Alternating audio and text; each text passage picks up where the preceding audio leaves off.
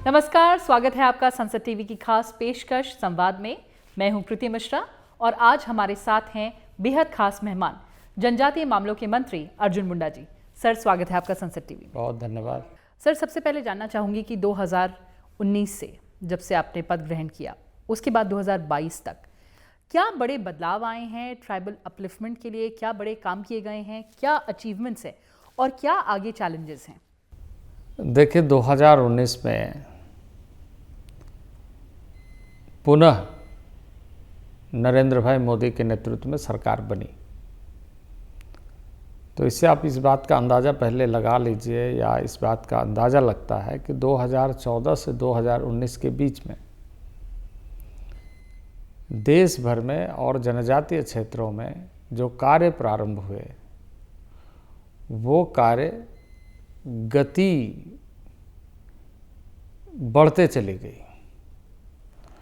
और अगर 2019 से 2022 की बात करें तो उसमें कड़ी जुड़ते गई,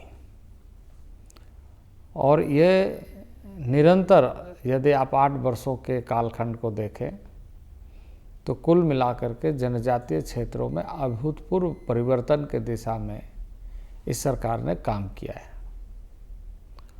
देखिए, हमारा जो मिनिस्ट्री है वो गैप एनालिसिस करता है जी, और हमारे गैप एनालिसिस के आधार पर सभी मंत्रालयों के माध्यम से कार्य होते हैं।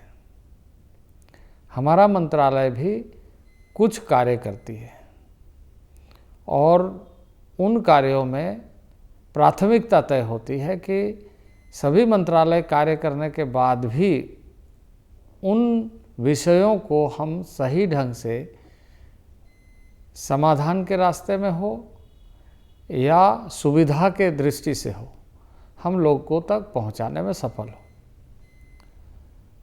तो ऐसे सभी मंत्रालय काम कर रहे हैं, जिसमें सभी मंत्रालयों की जिम्मेदारी होती है कि आबादी के अनुसार राज्यों में और केंद्र के माध्यम से वैसे बजटीय उपबंध के साथ योजनाओं को कार्यान्वित करने के लिए सुनिश्चित किया जाए। तो हमारा मंत्रालय उसको मॉनिटरिंग भी करता है, देखता भी है और कोशिश करता है कि सारे मंत्रालय अच्छे कार्य करें जनजातीय क्षेत्रों में। लेकिन इसके साथ साथ ही हमारे मंत्रालय के माध्यम से और भी कार्य चलते हैं। जैसे अभी हम आपको बताएं कि जो इस वर्ष हम लोगों ने, यानी पिछले वर्ष से जो प्रारंभ किया है, आदि आदर्श ग्राम योजना, जिस कार्यक्रम के माध्यम से हम गाँव को सेचुरेशन में कैसे लेकर के आए, यानी संपूर्णता में कैसे और आदर्श मॉडल कैसे बनाए, तो इस कार्य का एक अभियान चल रहा है। और लगभग हम ऐसे इस बार तो 7500 और प्रत्येक वर्ष 7500 गांव हम सेलेक्ट कर रहे हैं और उसमें सहभागिता सुनिश्चित कर रहे हैं स्थानीय जनप्रतिनिधियों की। प्रशासन उन सारे चीज़ों के कार्य योजनाओं को अच्छे ढंग से बनाए इसके लिए। और एक व्यापक दृष्टिकोण है माननीय प्रधानमंत्री जी का कि हम गाँव को आदर्श कैसे बना सकते हैं। इसी के साथ साथ ही हमारे मंत्रालय के माध्यम से जो शिक्षा में जो कमियां हैं उसको दूर करने की दृष्टि से एक अभिनव प्रयोग और अभिनव तरीके से लोगों तक पहुंचाने की कोशिश हो रही है। पहले इन सारी योजनाओं में एक तो ये सुनिश्चित किया जाता था कि ठीक है, राज्यों को कुछ आवंटन दिया जाए, कुछ स्कूल अतिरिक्त खोले, उसका संचालन करें, पर उसका परिणाम क्या आ रहा है, बच्चे कितने आगे बढ़ रहे हैं, बच्चों को किस तरीके से आज के दिन में वैश्विक क्षितिज के दृष्टि से बनाया जाए, इस पर कोई न मूल्यांकन, न कोई कार्यक्रम, ना ही कार्य योजना। तो एक औपचारिकता के दृष्टि से देखी जाती थी। अब हमने उसको किया है आदरणीय प्रधानमंत्री जी के नेतृत्व में कि हम उसको ये सुनिश्चित करने के लिए कर रहे हैं कि गैप्स को हम भरें और गुणवत्ता युक्त शिक्षा मिले। तो हमने पूरे देश में लगभग 740 विद्यालय, जिसको सीबीएसई मॉडल में हम पढ़ाई प्रारंभ कर रहे हैं और सारे स्कूलों में व्यापक तरीके से संभावनाओं को बढ़ाया जाए। इसके लिए खेल के माध्यम से, कला के माध्यम से और तकनीकी शिक्षा के माध्यम से कैसे जोड़ा जाए, यह सारी बातों को सुनिश्चित करने का कार्य एकलव्य मॉडल रेसिडेंशियल स्कूल के माध्यम से हो रही है। और मुझे बहुत प्रसन्नता है कि राज्यों के माध्यम से बहुत सारे स्थानों पर ज़मीनें दी गई है जहाँ पर यह कार्य प्रारंभ हो गया है और बहुत ज़्यादा लोगों का भी उत्साह है और मंत्रालय का भी जोर है।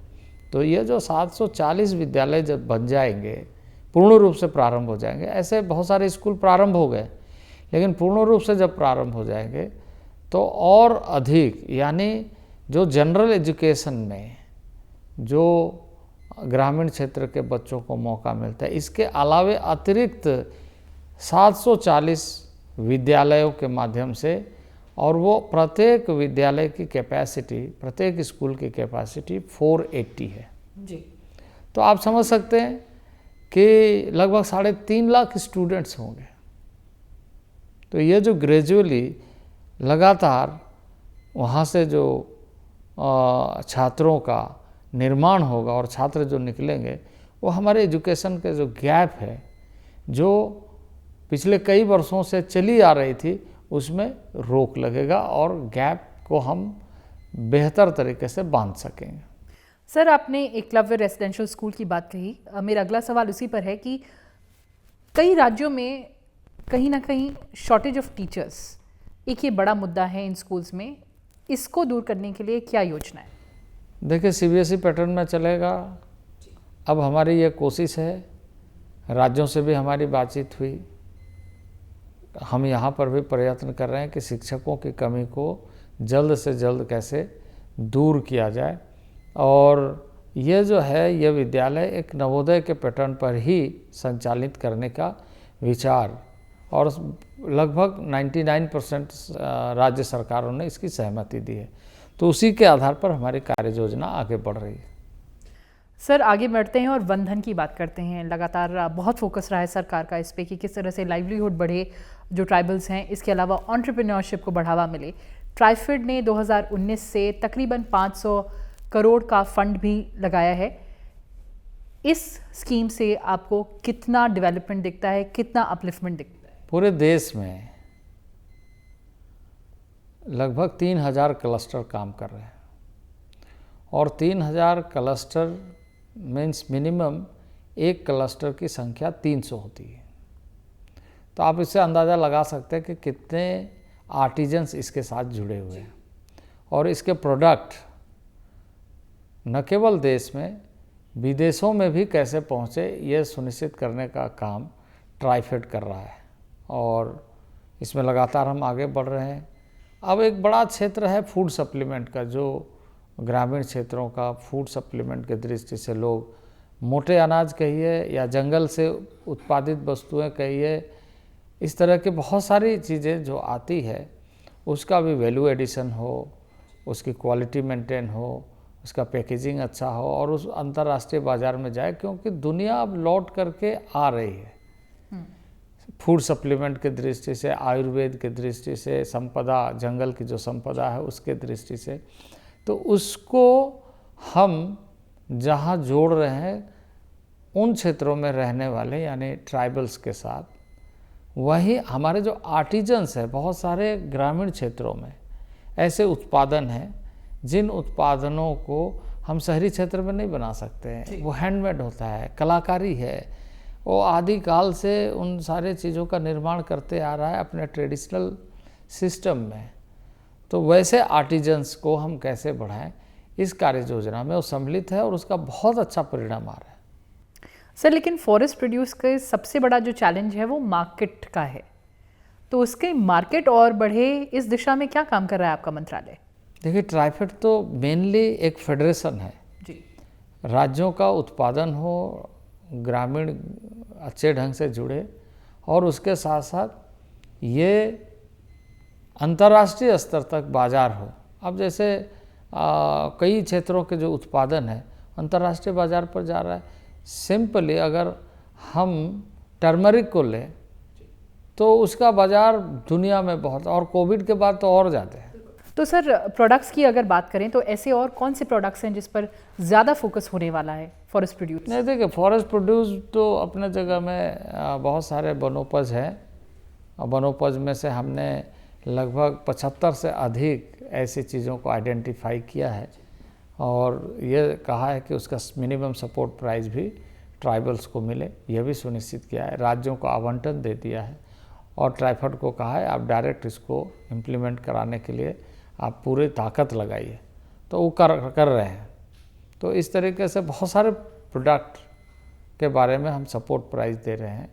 इसके साथ साथ ही हम ये सुनिश्चित कर रहे हैं कि ट्राइफेड के माध्यम से, और इसके साथ साथ फॉरेस्ट प्रोड्यूस के साथ हमारा फूड सप्लीमेंट और मिलेट्स कैसे, क्योंकि रूरल एरिया में आप देखेंगे, ट्राइबल एरिया में आप देखेंगे मिलेट्स ही खाते हैं ज़्यादातर, और उसकी अब बहुत ज़्यादा डिमांड बढ़ रही है, लोगों को पता चल रहा है।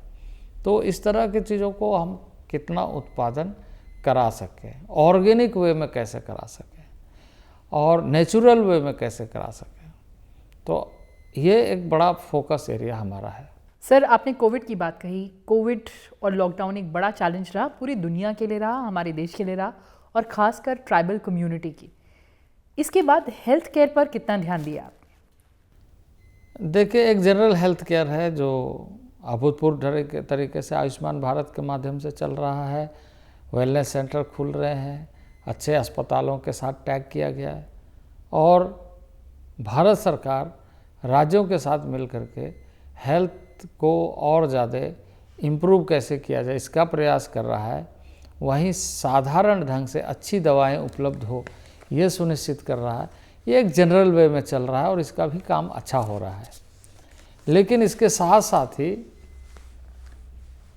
ट्राइबल अफेयर्स के माध्यम से ट्राइबल एरियाज़ के लिए हम जो ऐसे समस्या जिसके कारण, जैसे एनीमिया हो, थैलेसीमिया हो, सिकल्स एनीमिया हो, हेमोफीलिया हो, इस तरह के बहुत सारे डिजीज़ हैं जो ने जेनेटिकली इनहेरिट करते हैं, तो उसको हम जड़ से कैसे ख़त्म किया जाए, उसको कार्य योजना में हमने सम्मिलित किया है, और मुझे आशा है कि इसमें हम अच्छे ढंग से आगे बढ़ेंगे।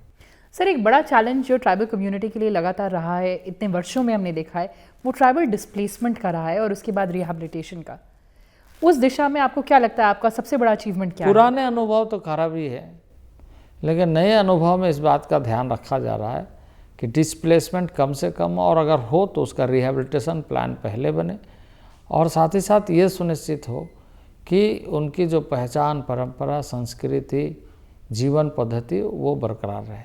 तो इन सारी चीज़ों में बहुत ध्यान रखा जाता है। सर ये खास बातचीत ख़त्म करने से पहले आपसे ये समझना चाहूँगी कि जिस तरह से हम देख रहे हैं कि कुछ कम्युनिटीज़ को रिजर्वेशन मिला है एसटी कैटेगरी में, आपको लगता है कि आगे और ये डिमांड्स बढ़ जाएंगी, और अगर ऐसा होता है तो सरकार का क्या प्लान है, किस तरह से आप इस सिचुएशन से डील करेंगे? देखिए, आपका जो कहना है, देखो पॉलिटिकल रिजर्वेशन तो हम तय नहीं करते हैं। पॉलिटिकल रिजर्वेशन इलेक्शन कमीशन और एक कमीशन, इंडिपेंडेंट कमीशन होती है, वो इस कार्य को संपादित करती है कि किस राज्य में कितने असेंबली, पार्लियामेंट सीटें होंगी, और कौन कौन का सा उसका पॉलिटिकल बाउंड्री होगा, यानी कॉन्स्टिट्यूएंसी होगी। तो यह काम हमारा नहीं है।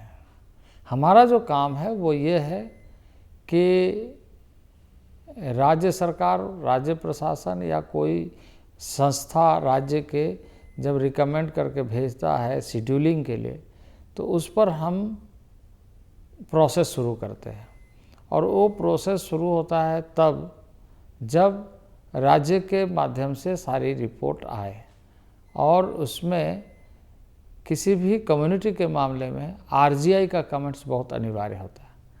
तो रजिस्ट्रार जनरल ऑफ इंडिया को हम भेज देते हैं।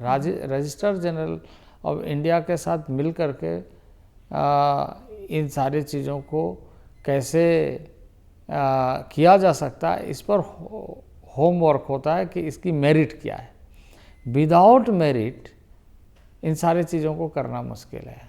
तो मेरिट के लिए राज्य सरकार को ही ज़्यादा परिश्रम करना पड़ता है कि रिसर्च बेस्ड हो, उनके जो रिसर्च के जो मापदंड है वो पूरा फुलफिल होना चाहिए।